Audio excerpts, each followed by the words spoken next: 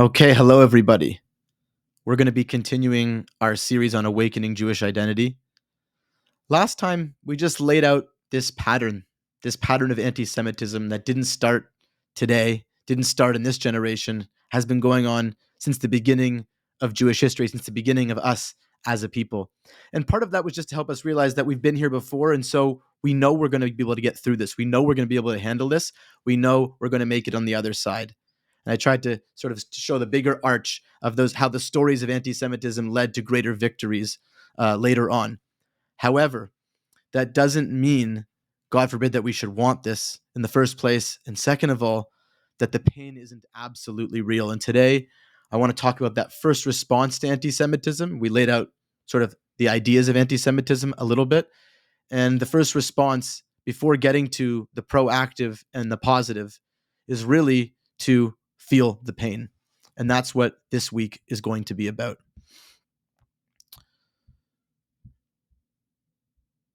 For so many people right now in Israel, whether there are families whose children, whose grandparents, whose parents, whatever the case may be, have been killed, families have been torn apart, one person's loss has a web of people that are connected to it that is just incomprehensible. It's really, really incomprehensible.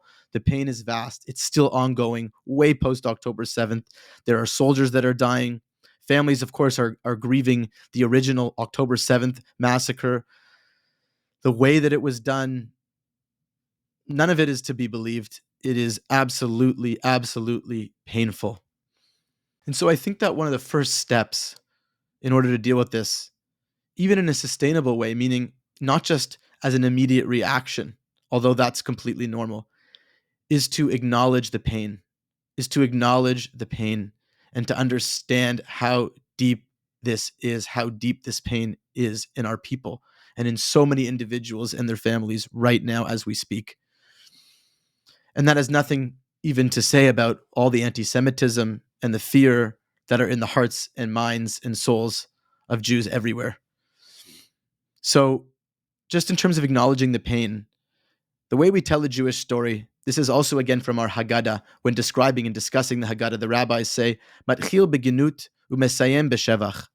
We're going to start with disgrace, start with that pain, and end with praise, end with a better story. But first, we need to just stay in that genut for a few moments.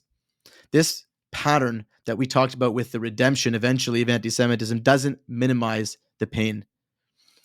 So the tears that we felt, there are two ways that I want to talk about it.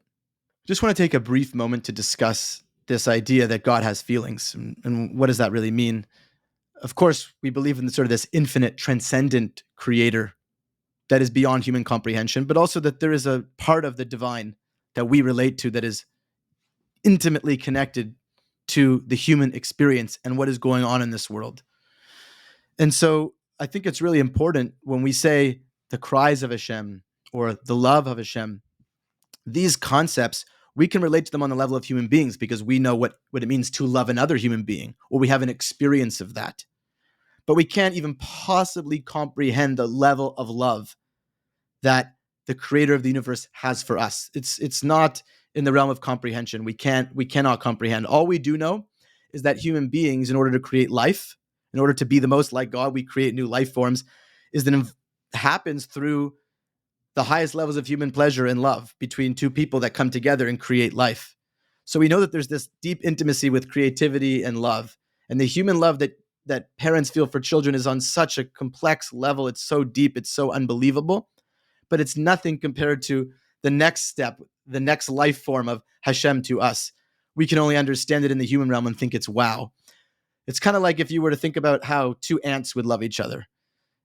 You know, there could be a deepness to that, but it's nothing compared to the love of a mother for a child in the human realm. It's just not. Rabbi Foreman talks a little bit about this. You know, the more complex the life form, the deeper the love. So whatever it is, it's this unbelievable pain that Hashem feels, more than we could possibly imagine. And whatever we believe, however we conceive of these concepts, just understanding that there is such a pain that is felt in the suffering of human beings. And Hashem says, I'm there with you. I've gone down and I'm going to save you, and I'm going to ha'alato mina aretz hahi, from Egypt. I'm going to take you out of Egypt, and I'm going to bring you to El Eretz Tova. But I'm in your pain with you. I'm in the pain with you. And yes, it's important to know that. It's important to understand that that pain is felt. But we must also hear that echo below. We have to feel the pain in our own hearts. We have to access it ourselves. There's this idea in the law code. One of the first law codes that was made by Maimonides, the Rambam, in 1138 to 1204 is the kind of era that he lived in. So, 800 plus, 900 years ago, something like that, one of the greatest Jewish philosophers and thinkers of history. He talks about haporesh medarchei tzibur, a person who separates themselves from the Jewish community. Lo mis'aneh b'ta'anitan.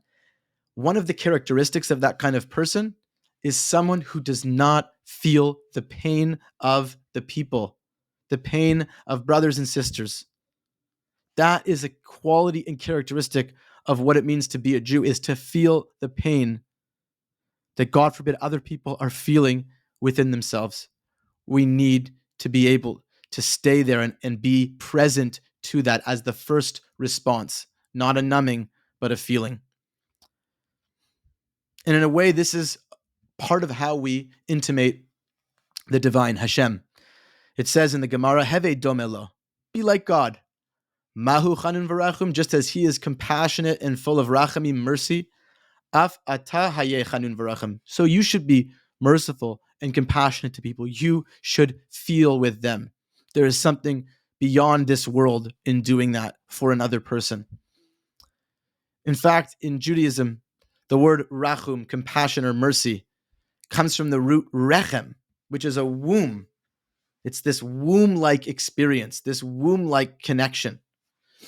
It's a really important analogy or metaphor to understand what it means to have compassion. It's to hold space like a mother for a child, to make space for somebody's experience.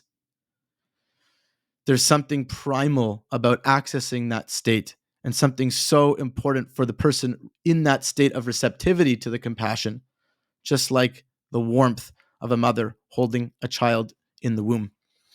And again, this is another Rabbi Foreman thing on just letters, their connections, words, what they mean.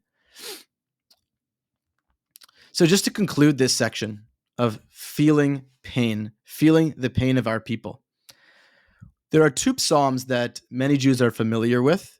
There's the mitzvah of Birkat HaMazon. Birkat HaMazon just means that after food, once you've eaten your food, not before, once you've eaten your food, you're supposed to echalta v'savata uvarachta.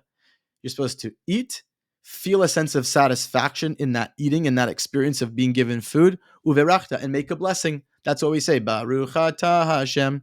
We have that blessing after. That's the real Torah level, the highest level of blessings. All the other laws of blessings, the blessing before we eat bread, water, when we come into the bathroom, blessings before enjoying smells. Everything else we do comes from this idea that after an experience, we don't want to forget, because once you're full, you might forget that there is the blessing of the food that we've just experienced. And on the weekdays, so during the week, we say a special psalm just before Birkat HaMazon and after we eat.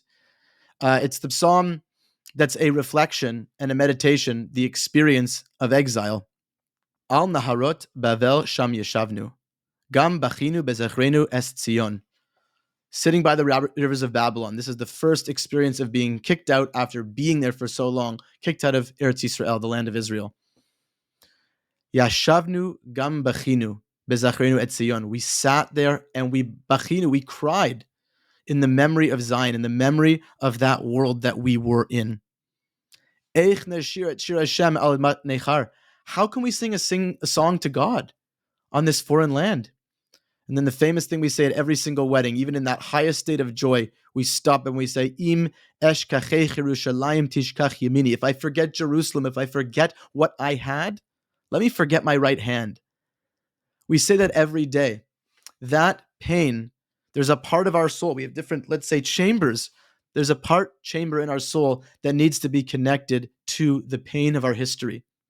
And it's, of course, not just about recent history. We know we could go back to Holocaust and Inquisitions. It's unbelievable, the pain in our collective experience. We can't be swallowed in it, of course, but we have to have a moment to say, I can't forget. If I forget, I'm going to forget my right hand. It's a part of me. It's something I see and I'm reminded of every single day. That's why I say this tefillah. I can't forget the pain of our people. We hope there's no more pain, of course. We cannot forget the pain that was and the pain that is right now. And as we conclude this section, I just want to end off with where we're going to transition to. Can't end the section on a complete just feel the pain. And I know that we do have to feel that pain, but I want to move to hope because that's the next section we're going to get to. So just as I said that on Shabbat, we sing this psalm, really reminding us of just the imperfect world, the world of the weekday, the imperfect world, not the perfected world of Shabbos, of the world to come, of a greater world, a better world. We remember this. On Shabbat, on that same mitzvah, before Birkat Hamazon, we say a completely different psalm. It's almost like the antidote psalm. Shir Amalot Beshuv Hashem, Et Shivat Sinon Hayinu Kechomim. So in the other one, we're saying we were sitting in Bavel and crying. This one is Shuv, again, sitting. We're back. We're going to be sitting one day. This high song we're singing that we're hoping to get to. One day we're going to be returned to Zion, that place of Zion. Remember? Here, B'zachrenu et Zion. We're crying over Zion. One day we're going to be back in Zion. We're going to be back in Zion. Hayinu kechomim. We're going to be like dreamers. We're going to be on this, it's going to be an unbelievable, something we cannot even imagine. As Yemales Chakpinu Ulshonenu Rina, we're going to be, our mouth is going to be filled with laughter. Our words, our tongues are going to be singing Rina, songs of joy. The opposite of saying before, how could I sing a song? Well, we have to sing the song in Bavel. But ultimately, we're going to be at a place where we remain hopeful that we're going to have a place where we're going to be full. Not that we can't sing a song, we're going to be full of song. We're going to be full of it. And then this is the key. Hazorim bedim'a, berina yiktsoru. Those who sow in tears in dima, berina yiktsoru. They're going to reap with songs of joy. And so this is really to say, as we move to hope, we're going to get into what it means to be hopeful as a Jew, is that all of the pain of our history, past and present, is not in vain. We need to feel it, but it's not in vain. It's leading to something better. And I'm not just talking about in the ultimate sense. Of course, we're hopeful in the ultimate sense of the perfected, better world. But we have to believe as Jews, in each of our generations, that there will be berina yiktsoro, will be an element of joy and returning to life. We have no choice. That's what it means to be Jewish. We're not paralyzed in the pain, but we cannot paralyze or freeze our heart from feeling the pain. So just a brief takeaway, and we're going to get more and more practical as we go. Just take a few moments to feel the pain for the web of families impacted, still being impacted. Can you speak to people? Can you listen to their stories? Can you read stories? There are stories that are being shared. There's that Israel version of This American Life. I think it's called, I'm just checking right now. I think it's called, the Israel story. They have small snippets. I think there's a whole website on October 7th. I'll put that somewhere. I can link that in the show notes for YouTube. Support people. And even just a minute or two a day, feel that pain. And a part of you just remember that there will be better days. So next time, we're going to get to hope. But for now, it's just important to be where we are and to take moments to feel the pain. See you next week.